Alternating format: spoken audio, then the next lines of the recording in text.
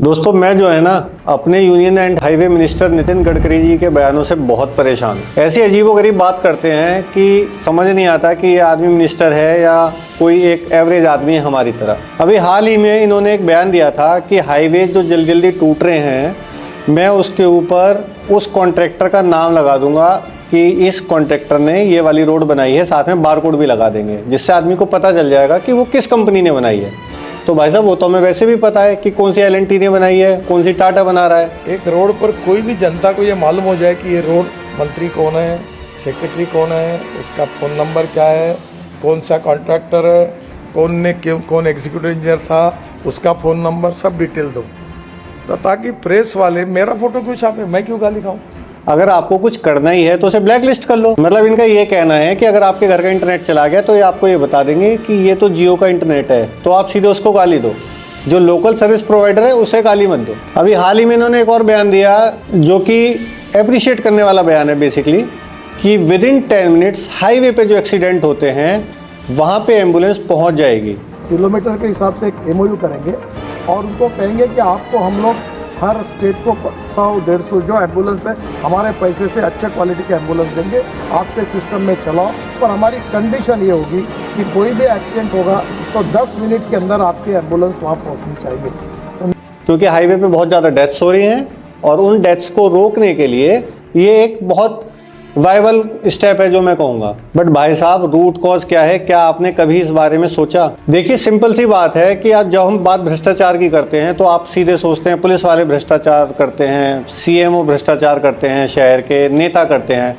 लेकिन एक घाघ भेड़िया जिसके ऊपर किसी का ध्यान नहीं जाता और जिसकी वजह से इन सब लोगों से ज़्यादा मौतें होती हैं, वो है आपके शहर का RTO। अगर कभी एक बार कोई भी उससे पूछ ले कि ये ट्रक जो रॉन्ग साइड चल रहा था उसने 6 आदमियों को मार दिया, एक बस जो उसके ऊपर चढ़ गई वहाँ 20 आदमी मर गए, कोई उस RTO से जाके पूछता है कि भाई क्या तूने इसका ठीक से टेस्ट लिया था, क्या इसको सारे रोड साइन बताए थे, क्या तूने बताया था कि रॉन्ग साइड में बस या ट्रक या कार नहीं चलानी चाहिए? दोस्तों भारत एक ऐसा कंट्री है जहाँ पे ड्राइविंग लाइसेंस जो है खरीदे जाते हैं, उसका कोई टेस्ट नहीं होता, वो दिए नहीं जाते, वो अर्न नहीं किए जाते। अगर मैं बात करूं UK की या USA की, वहाँ के टीनेजर्स बहुत कम एज में क्लासेस लेना शुरू कर देते हैं ड्राइविंग लाइसेंस की 2-2 महीने पहले कि यार हम टेस्ट में फेल ना हो जाएं, क्योंकि वो सिर्फ 3 अटैम्प्ट देते हैं, उसके बाद आपका DL नहीं बनता है अगर आप 3 बार फेल हो जाते हैं। तो वहाँ के टीनेजर्स इतने कॉन्शियस होते हैं सारे ट्रैफिक रूल्स जानने के लिए, सारी चीज़ें जानने के लिए जो एक ड्राइवर को पता होनी चाहिए when he is holding the steering and he is on the highway.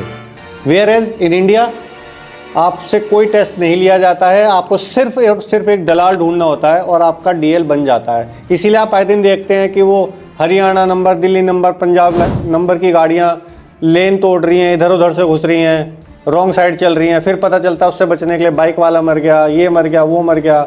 बहुत नैरो सड़कों पर ओवर स्पीडिंग हो रही है कारों की, रोज़ 2-4 आदमी मर रहे हैं। उस चीज़ पर ध्यान नहीं है। कोई आदमी RTO से ये पूछने वाला नहीं है कि ये जो लाइसेंस बांटे जा रहे हैं हज़ारों लाखों लोगों को, आप रेंडमली रोक के 10 लोगों से पूछेंगे ना अगर 100 ट्रैफिक सिग्नल्स के बारे में, आई एम श्योर वो एक भी आपको नहीं बता पाएगा ठीक से, क्योंकि उसका लाइसेंस टेस्ट से नहीं बना है, खरीदा गया है। This is what we think about it. तो दोस्तों बात करते हैं इसके दूसरे एस्पेक्ट की। दूसरा एस्पेक्ट है बड़े व्हीकल्स की फिटनेस। अगर मैं बात करूँ अब्रॉड कंट्रीज़ की, तो वहाँ पर एक लॉ है कि अगर आपके बस या ट्रक हाईवे पे ख़राब हो गई और उसकी वजह से ट्रैफिक जाम लग गया तो आपके ऊपर बहुत हैवी फाइन लगता है। वेयरएज ये लॉ इंडिया में भी है कि हर साल आपको फिटनेस टेस्ट कराना ज़रूरी है, बट वो फिटनेस टेस्ट होता नहीं है क्योंकि जो आपके RTO महोदय हैं ना, ये आपसे पैसे खा लेते हैं, यानी कि बड़े व्हीकल वालों से, और यदा कदा ये बड़े व्हीकल ख़राब होते हैं रोड पे जिनसे कभी कोई ये नहीं पूछता कि क्या आपका RTO फिटनेस टेस्ट हुआ था। सेकेंडली अगर मैं बात करूँ पहाड़ों की, तो पहाड़ों पे क्या होता है कि स्टीयरिंग फेल हो गया, बस खाई में चली गई, 32 लोग मर गए। कभी कोई ये नहीं पूछता कि क्या उस बस का फिटनेस टेस्ट हुआ था, क्या उसके स्टीयरिंग वाला पार्ट ठीक था, क्या वो मोटर ठीक काम कर रहे थे। दोस्तों एक एक्सीडेंट होता है अमेरिका में, एक ड्राइवर गलत टर्न लेता है, पीछे से गाड़ी आके उसमें घुसती है, 4 लोग ऑन द स्पॉट डेथ हो जाती है। उसके जस्ट बाद विद इन 1 मंथ USA ने सभी ड्राइवर्स को बुलाया, उन सभी का दोबारा टेस्ट लिया।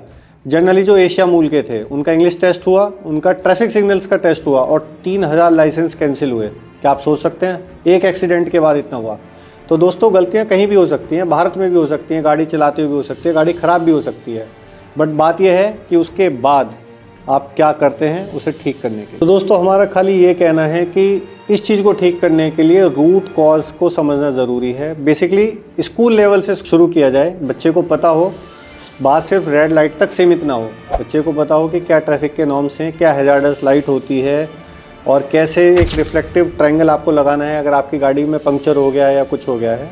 तो इस चीज़ को समझ के स्टेप बाय स्टेप लाइसेंस दिया जाए एंड आई एम श्योर कि उससे टीनेजर्स पे भी फ़र्क पड़ेगा, उनको पता चलेगा ड्राइविंग सेंस क्या है।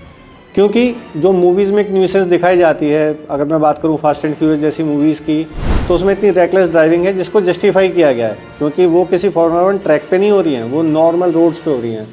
तो उसके लिए कहीं ना कहीं एक कानून जरूर आना चाहिए या एक बड़ी वार्निंग आनी चाहिए कि ये ग्राफिक्स से बनाया गया हुआ सीन है, ये ऑन रोड बनाया हुआ सीन नहीं है।